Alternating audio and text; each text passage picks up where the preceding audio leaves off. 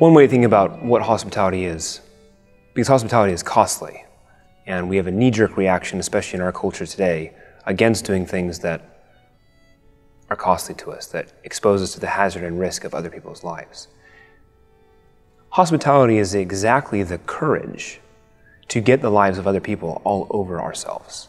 And you can think about this simply by thinking about the way in which the entrance of another person into my home for dinner commingles their life and my life. I walk into your home. I breathe your air. I breathe out my own air.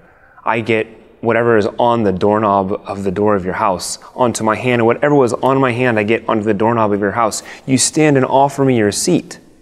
I sit down and I feel the remains of the warmth of the body that had just been there, and I leave my own body heat behind. You offer me a glass of water.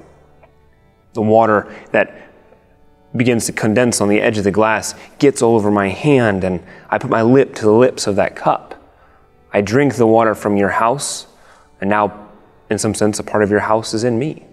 And I leave on the rim of that glass a part of myself into your house. We share a meal. We consume the food that you prepared and that I prepared.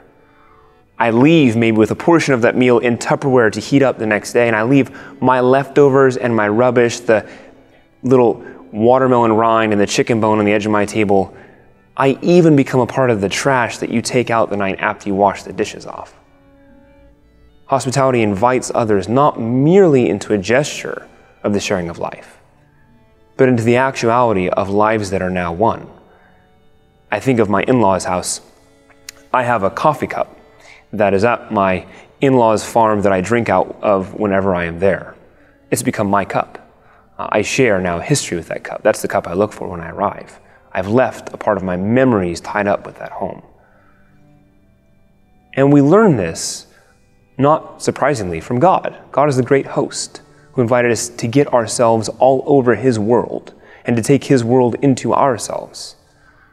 And this great host came down Himself. Love, the great host, came down Himself, and He got Himself in and all over us. He was born of the Virgin Mary. He took our mess upon Him. He got Himself all mixed up in our lives. And by the grace of Jesus, we have got our lives all mixed up in His. In the first epistle of John, chapter 1, we are reminded that which was from the beginning, which we have heard and which we have seen with our eyes and which we have looked on and which we have touched with our hands, is the truth of the gospel.